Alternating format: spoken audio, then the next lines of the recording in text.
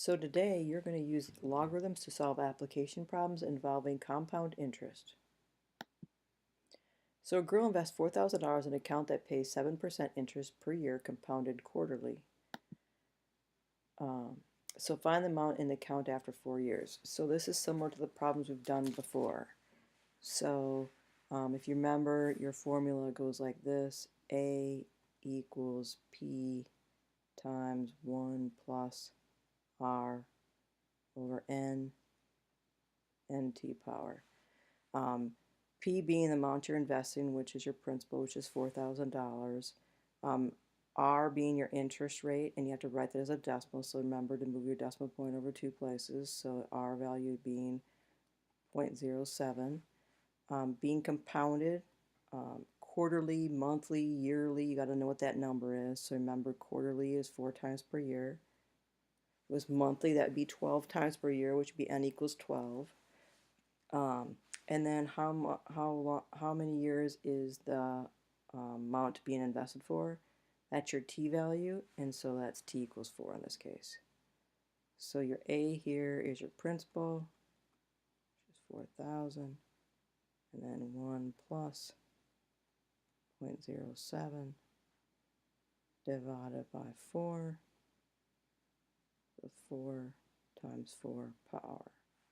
And then if you got the 83s, don't forget you got to actually do 4 times 4 there first.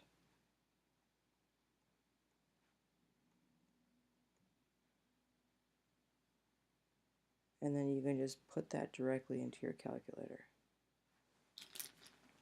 So if I do that, I'm going to go 4,000 parentheses 1 plus 0.07 divided by 4, n parentheses caret key 16, and I end up getting 5,279.72. You want to go to the nearest cent on these, people. So 71 cents gets rounded up because there's a 7 over in that thousands place there. So now that was just a review of something we've already done. Now the next problem here is a little bit different, but similar as well. We get to use logarithms in this next problem here. So I'm going to rewrite the formula down and then plug in everything that we know.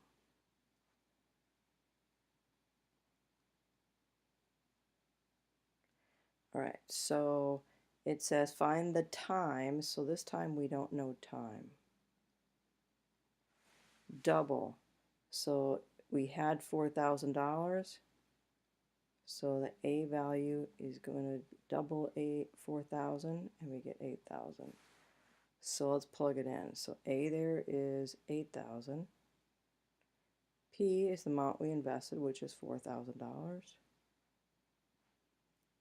R there is 0.07. N there is quarterly, it's 4 times per year. And NT, so N here, and then we don't know T. Alright, so what you want to do here is you want to go ahead and bring your 4,000 on over. So if I do that, I'm going to divide both sides here by 4,000. I have to get that exponential all by itself. That's my goal at first. And so 8,000 divided by 4,000 there is 2.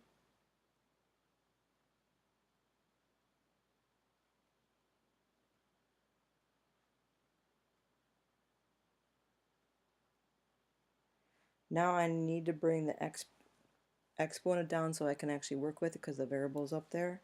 So since the variable is up there, in order to get it down so I can actually work with it, is to go ahead and take the log of both sides. When I take the log of the right hand side, the exponent will come down in front.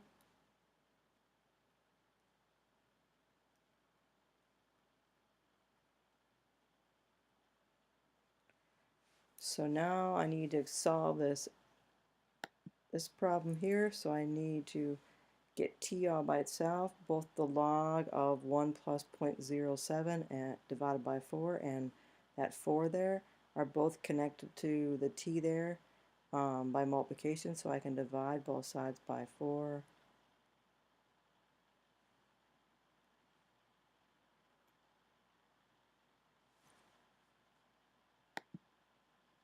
Let me erase that real quick and clean that up.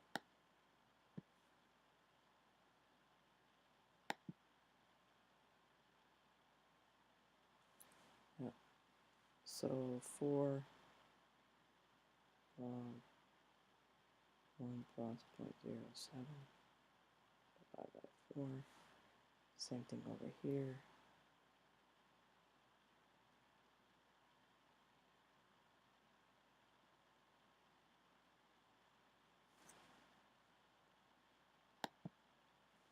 So I end up getting, I'm going to tell you how to plug this into your calculator.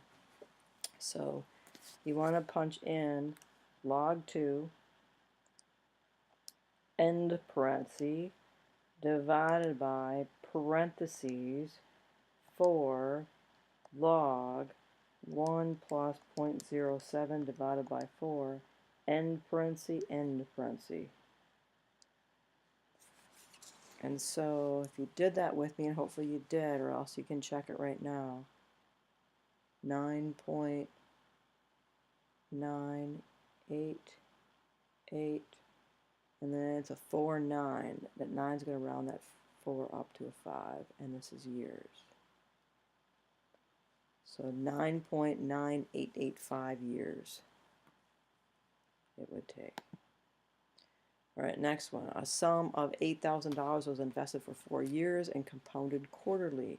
If the sum amounted to $10,200, what was the interest rate? So that sum there is being invested. That's your p-value. It's being invested for 4 years. That's your t-value. The ending amount there, we want it to be $10,200. That's your a value. Compounded quarterly, that's 4 times per year. And this time we don't know the interest rate. So a equals p times 1 plus r over n to nt power. So my a value there is $10,200. My p value there is $8,000. My r value there, I don't know. Being compounded quarterly is 4.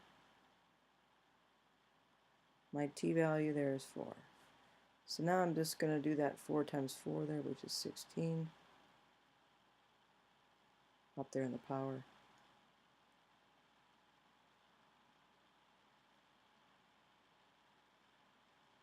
Then I'm going to get that exponential, the 1 plus r over 4 to the 16 power there. I get that by itself by getting rid of the 8,000.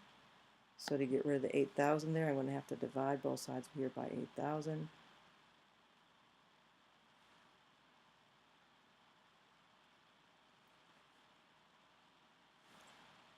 As much as possible, don't round your answers.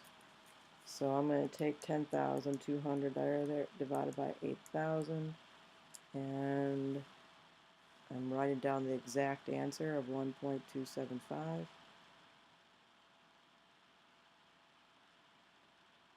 And over here I'm getting 1 plus r over 4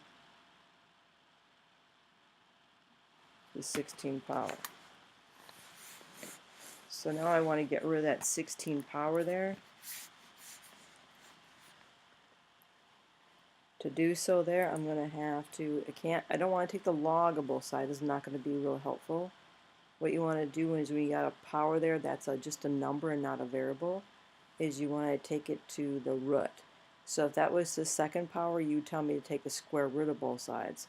If that 16 there was a 3, you tell me that take it to the third root. Since it's a 16, we're going to take this to the 16th root. And so let me do that.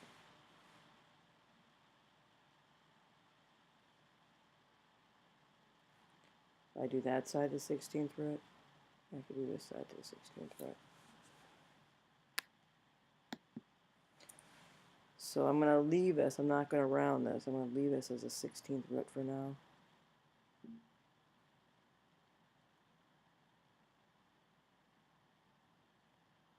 On this side, the 16th root and the 16th power cancel each other out.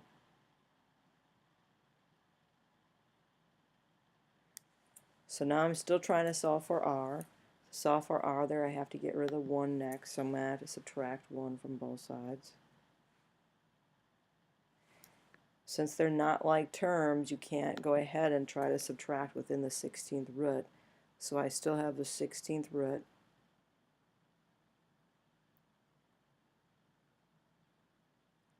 And then I'm going to subtract 1 from whatever that answer is equal to r over 4. And then the last thing I'm going to do here is multiply both sides by 4 to get rid of that dividing by 4 on this side.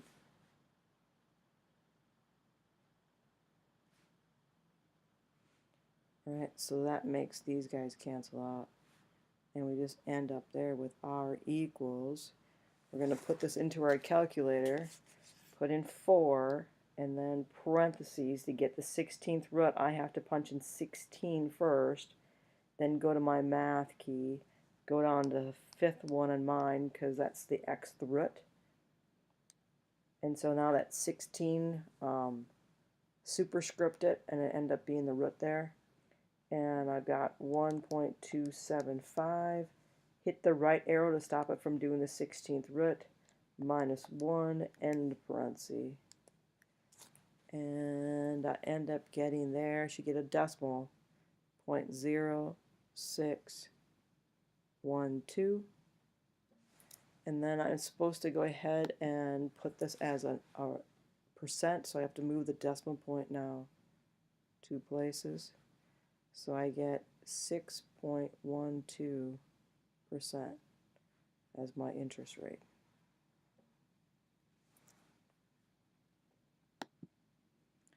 Alright, third one here. We're going to go back to this formula, A equals P times 1 plus R over N. Now we're going to do this twice. We're going to do one for compounded quarterly.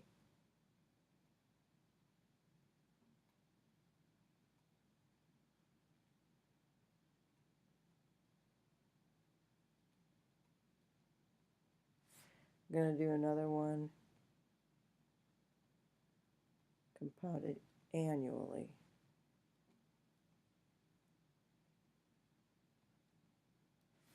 All right, so being compounded quarterly, because it says find the annual interest yield, so that's compounded annually for the investment that earns 6.5% per year compounded quarterly. All right, so I'm just going to set this up and plug in everything we know. So if it's being compounded quarterly, your interest rate is 6.5%, so move your decimal point over 2 places, so your R value there is 0.065. I'll plug that in. Being compounded quarterly then, your N value there is 4. And we're just going to use, let's just use a T value of 1.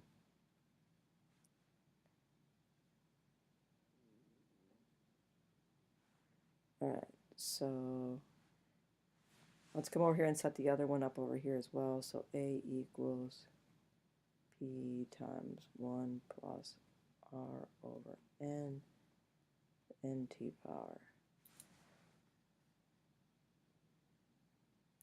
So over here, compounded annually, so your N value is going to be 1. We don't know the R value, and we're going to keep the T value the same as the one we did on the other one, which is 1. So let's plug in everything we know.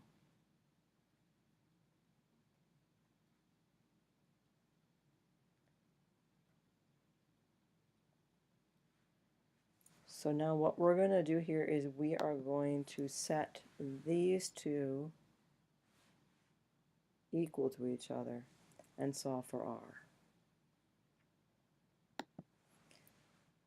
So I can go, I'll just write it out, 1 plus 0.065 over 4, the 4 power is equal to 1 plus r, 1 power. So I'm just going to plug that into my calculator, parentheses 1 plus 0.065, end parentheses, caret key 4.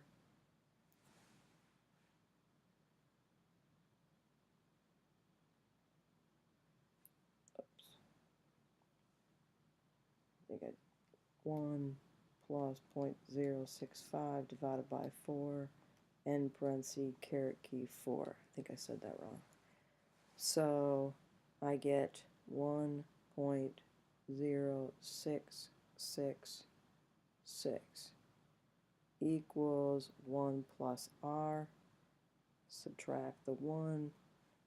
We get r equals 0.0666. So moving your decimal point again 2 places over, we get 6.66%. A lot of times when you're purchasing a home, they'll have a certain interest rate, but then they'll say how much annual interest yield it actually is yielding it in a rate there. So even though you're being compounded quarterly as a 6.5%, annually it's 6.6% that you're actually paying. Alright, so Marcia invests $5,000 in an account that pays 3% interest per year, compounded monthly. So this is a repeat of what we've been doing. So let's just go on here. So your homework there is on page 366 or PDF page 395. You're going to do 1 to 353 every other odd. That means 1, 5, 9, 13, and so on and so forth. And then on that same page, you're going to do 67 to 72, and you're going to do all of those, 67 to 72.